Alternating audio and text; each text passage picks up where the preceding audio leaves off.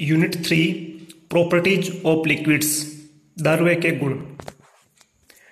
Liquids के अंदर हम angle of contact, surface tension, capillary tube आदि की चर्चा कर चुके हैं।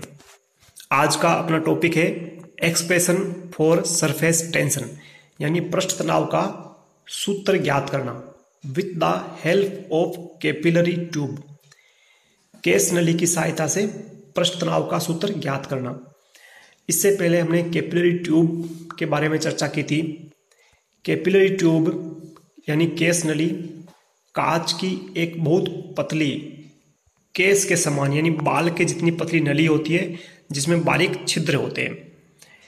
केस नली के अंदर लिक्विड का ऊपर चढ़ना या नीचे उतरना कैपिलरिटी कहलाता है, यानी केशिकात्व कहलाता है। तो आज का अपना टॉपिक है determination of surface tension of water bye capillary rise method, यानी केशिकात्व विधि से पानी का पृष्ठ तनाव ज्ञात करना। यहाँ पर देखिए चित्र एक में अपने एक सिस्टम में पानी वाटर ले रखा है, उसके अंदर केस नली को सीधा खड़ा किया है ऊपर। तो अपन देखते हैं कि केस नली वर्टिकल पोजीशन में खड़ी है। इस स्थिति में लिक्विड जो है पानी इसके ऊपर अंदर ऊपर चढ़ता है और अंदर अर्ध गोलाकार स्थिति में उसकी सरफेस रहती है पानी की। ऊर्ध्वाधर अवस्था में केस नली का एक सिरा पानी में डूबा हुआ है। संतुलन अवस्था में केस नली के भीतर पानी की सतह अर्ध गोलाकार हो जाती है। केस नली को जैसे ही अपन पानी के अंदर डालते हैं तो पानी इसमें धीरे धीरे ऊपर चढ़ता है और एक स्थिति ऐसी आती है जहां पर पानी ऊपर चढ़ना रुक जाता है। तो ये स्थिति संतुलन अवस्था कहलाती है। और इस अवस्था में जो पानी का सरफेस है, जो पानी की सतह है, वो अर्ध गोलाकार सेमी स्फेरिकल शेप में हो जाती है। इधर डायग्राम 2 देखिए, चित्र 2 में इसी केस नली को बड़ा करके दिखाया गया है। इस केस नली की त्रिज्या हम आर लेंगे, स्मॉल आर। केस नली के अंदर पानी जो बेलनाकार आकृति है इसमें ऊपर चढ़ेगा और ऊपर जो सेमी स्फेयर है, अर्धवृत्त है, वहां तक पानी इसके ऊपर जाएगा और पानी की जो सरफेस है वो अर्धवर्ताकार हो जाएगी। अर्धवर्ताकार उसका ऊपर की सतह हो जाएगी, यानी जो ऊपर स्मॉल आर त्रिज्या का अर्ध गोला दिखा रखा है उसके नीचे तक पूरा पानी भर जाएगा। तो उस पानी यहाँ पर कांच की नली और पानी के बीच जो एंगल ऑफ कांटेक्ट है वो थीटा नीचे की ओर लगेगा, जहाँ टी दिखा रखा है टेंशन, वो एंगल ऑफ कांटेक्ट है। एंगल ऑफ कांटेक्ट को इसको बैलेंस करने के लिए ऊपर की ओर रिएक्शन फोर्स लगेगा आर, जो आर बराबर टी होगा।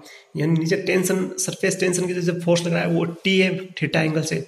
इसको बैलेंस करने के लिए ऊपर की ओर जो फोर्स लगेगा प्रतिक्रिया बल वो होगा आर बराबर टी। अब इस आर बराबर टी जो थीटा एंगल से लग रहा है इसको अपन इसके कंपोनेंट में वियोजित कर लेंगे, रिजोल्व कर लेंगे। इनके जो घटक है उसमें वियोजित करेंगे तो जो इसका हॉरिजॉन्टल घटक है यानी क्षैतिज घटक है वो होगा टी साइन थीटा, जो कि हॉरिजॉन्टल लाइन से क्षैतिज रेखा से दिखाया हुआ है। और जो इसका वर्टिकल घटक होगा वो होगा टी कोस थीटा, जो कि वर्टिकल लाइन से दिखाया गया है। अब अपने को इन दोनों घटकों को जोड़ेंगे तो अपन डायग्राम से देख रहे हैं कि जो हॉरिजॉन्टल घटक है यानी हॉरिजॉन्टल कंपोनेंट है टी साइन थीटा, वो सब दिशाओं में समान रूप से लगता है, यानी इधर भी टी साइन थीटा है, इसके अपोजिट डायरेक्शन में टी साइन थीटा है। तो पूरा कैंसिल आउट होकर रिजल्टेंट फोर्स है वो शून्य हो जाएगा। इसी प्रकार जो वर्टिकल फोर्स लग रहा है टी कोस थीटा, वो इस सर्कल के सब में ऊपर की ओर लग रहा है, यानी केवल अपवर्ड डायरेक्शन में टी कोस लग रहा है, तो वो एड होकर 2t cos थीटा हो जाएगा। पूरी सर्कल की परिधि पर 2 पाई आर पे वो फोर्स लगेगा। तो अपन देखते हैं आगे। इस माना केस नली की त्रिज्या बराबर आर है, जो कैपिलरी ट्यूब है वो अपने स्मॉल आर रेडियस के लिए, तो पानी की सतह अर्ध गोलाकार की त्रिज्या भी आर होगी। जो कैपिलरी ट्यूब के अंदर पानी ऊपर चढ़ेगा उसका सरफेस संतुलन की अवस्था में अर्ध गोलाकार यानी सेमी स्फेरिकल होगा, जिसकी रेडियस भी आर ही होगी। अब यदि पानी तथा कांच के लिए स्पर्श कोण एंगल ऑफ कांटेक्ट थीटा हो तो पृष्ठ तनाव टी नली की दीवार से अंदर की ओर थीटा कोण पर कार्य करेगा। यदि वाटर और कांच का एंगल ऑफ कांटेक्ट थीटा है तो जो सरफेस टेंशन टी है वो केस नली के भीतर अंदर की ओर, दीवार से अंदर की ओर थीटा कोण पर काम करेगा, जो सरफेस टेंशन टी। और प्रतिक्रिया के कारण यानी रिएक्शन के कारण नली की दीवार पर उतना ही बल जितना टी था, यानी आर बराबर टी, पानी के वक्र पृष्ठ की परिधि 2 पाई आर पर बाहर की ओर लगेगा, जो कि चित्र 2 में बाहर दिखाया गया, बाहर की ओर आर बराबर टी से। प्रतिक्रिया बल आर बराबर टी को ऊर्ध्वाधर घटक vertical component T cos theta एवं क्षैतिज घटक horizontal component T sine theta में वियोजित करने पर जो रिएक्शन फोर्स है आर, जो सरफेस टेंशन टी के इक्वल है, वो थीटा एंगल पर लग रहा है, तो उसको अपन हॉरिजॉन्टल और वर्टिकल घटकों में रिजोल्व कर लेंगे, वियोजित कर लेंगे। तो टी साइन थीटा होगा हॉरिजॉन्टल घटक उसका। आगे लिखा है टी साइन थीटा द्रव्य की स्पर्श रेखा पर जो वर्ताकार है सब दिशाओं में समान रूप से कार्य करता है। जो हॉरिजॉन्टल घटक है वो सब दिशाओं में समान होगा, यानी दोनों दिशाओं में टी कोस थीटा होगा, तो उसका रिजल्टेंट होगा वो शून्य हो जाएगा, यानी इसका कोई इफेक्ट नहीं होगा। जो वर्टिकल घटक है टी कोस थीटा, उसको देखते हैं, ये ऊर्ध्व यानी वर्टिकल डायरेक्शन में परिधि 2 पाई आर के चारों ओर ऊपर की ओर कार्य करता है, अतः रिजल्टेंट हो जाएगा इसका 2 pi R T cos theta. पूरी सरकमफेरेंस 2 पाई आर है और इसकी जो कंपोनेंट है वो टी कोस थीटा है, तो जो कंप्लीट इसका फोर्स होगा वो हो जाएगा 2 pi R T cos theta, equation number 1 से। आगे देखिए, ये जो परिणामी है 2 pi R cos theta force, जो ऊपर की ओर रिजल्टेंट फोर्स लग रहा है 2 pi R T cos theta, यह केस नली में चढ़े पानी के भार के बराबर होगा, क्योंकि बैलेंस कंडीशन में, संतुलन अवस्था में जो ऊपर की ओर लगने वाला फोर्स है वो पानी के अंदर जितना भार है केस नली के अंदर चढ़ा हुआ पानी, उसके वेट के बराबर होगा। तो अपने को जो कैपिलरी ट्यूब दिखाई गई है, इसके अंदर जो पानी ऊपर तक चढ़ा है, इस पानी का वेट यानी W कैलकुलेट करना है। तो W के लिए अपने को फॉर्मूला W बराबर mg, यानी अपने को इस पानी का m निकालेंगे, मास निकालेंगे। मास निकलेगा इसका डेंसिटी से, डेंसिटी इसकी मान लो d है, तो d बराबर m/v, तो m बराबर हो जाएगा d इंटू वी, यानी इसका अपने को वॉल्यूम चाहिए। तो उसको 3 पार्ट में बांट लेंगे। एक पार्ट हो जाएगा अपने पास ये बेलन GHIJ जो सिलेंड्रिकल शेप है वो हो जाएगा। सेकंड पार्ट इसका हो जाएगा EFGH, जिसके अंदर एक सेमी स्फेयर है और बाकी बचा हुआ पार्ट वो बेलन का है, तो फिर इसमें 2 बेलन और प्लस वो माइनस कर देंगे। तो देखिए आगे, केस नली में पानी के स्तंभ का आयतन, ये डायग्राम, इस डायग्राम में इसको ओपन करके दिखाया गया है। यहाँ पर केस नली में पानी के स्तंभ का आयतन, जो पानी केस नली के अंदर कैपिलरी ट्यूब के अंदर गया है, उसका अपन वॉल्यूम निकालेंगे।